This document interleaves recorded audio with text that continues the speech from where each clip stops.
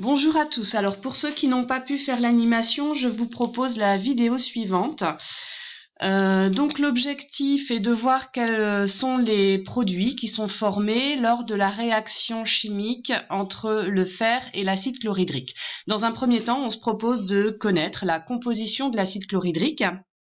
Alors, on va d'abord prendre un tube à essai ici dans lequel il y a de l'acide chlorhydrique et puis faire le test au nitrate d'argent.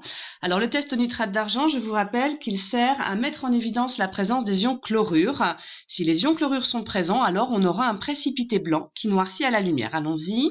Je verse quelques gouttes de nitrate d'argent dans l'acide chlorhydrique et je vois immédiatement apparaître ce fameux précipité blanc caractéristique des ions chlorure, de formule Cl-. Je vais maintenant faire le test, la mesure de pH, donc prendre le pH mètre qui est ici, l'introduire dans le tube qui contient l'acide chlorhydrique. On va attendre que la valeur se stabilise. Alors on voit que le pH descend. Je vous rappelle que que le pH a une valeur inférieure à 7, la solution est acide. Bon, c'est normal, c'est de l'acide chlorhydrique. Mais on voit ici que la valeur est vraiment très très petite, ce qui nous indique que l'acide chlorhydrique est très acide.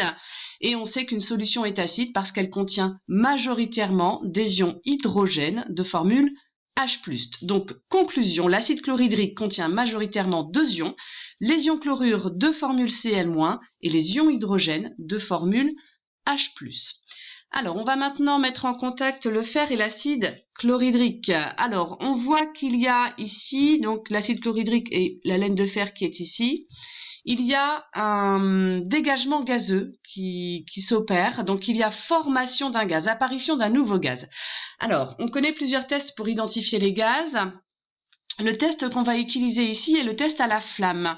Le test à la flamme permet de déterminer si le gaz est du dihydrogène ou pas, et on voit que lorsqu'on approche l'allumette, il y a une détonation caractéristique du gaz dihydrogène H2, qui est donc un produit de la transformation chimique. Alors si on attend que la réaction se termine, on voit que tout le fer a disparu. Et si on refait encore une fois le test à la flamme, eh bien on verra que la formation de l'hydrogène a cessé. Il n'y a plus de réaction chimique. Donc tout le fer a disparu et on va voir maintenant ce qu'il en est de cette solution, de ce qu'on appelle la solution résiduelle. On va voir ensemble sa composition. Alors, pour voir sa composition, la première chose qu'on va faire, c'est la mesure du pH. Alors, tout à l'heure, on avait une valeur de 2 qui nous indiquait qu'il y avait beaucoup d'ions hydrogène dans la solution. On va voir maintenant ce qu'il en est. Alors, le pH diminue, la solution est toujours acide. Par contre, le pH va maintenant se stabiliser à une valeur proche de 5. Alors, le pH est plus grand, ce qui veut dire qu'il y a moins d'ions hydrogène en solution que tout à l'heure. Cela signifie que des ions hydrogène ont disparu.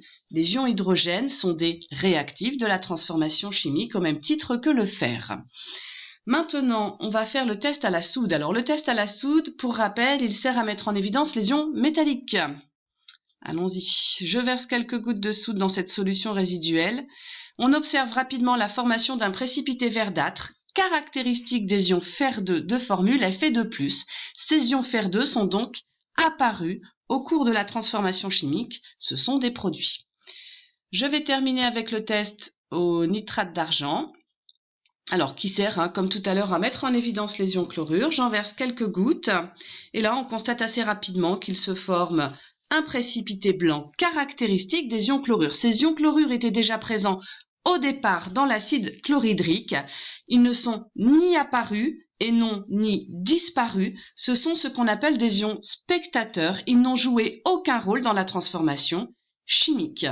Alors, si je résume, lors de la réaction entre l'acide chlorhydrique et le fer, les deux espèces qui disparaissent sont le fer et les ions hydrogène. Et il se forme deux produits qui sont le dihydrogène de formule H2 et les ions Fer2, Fe2+.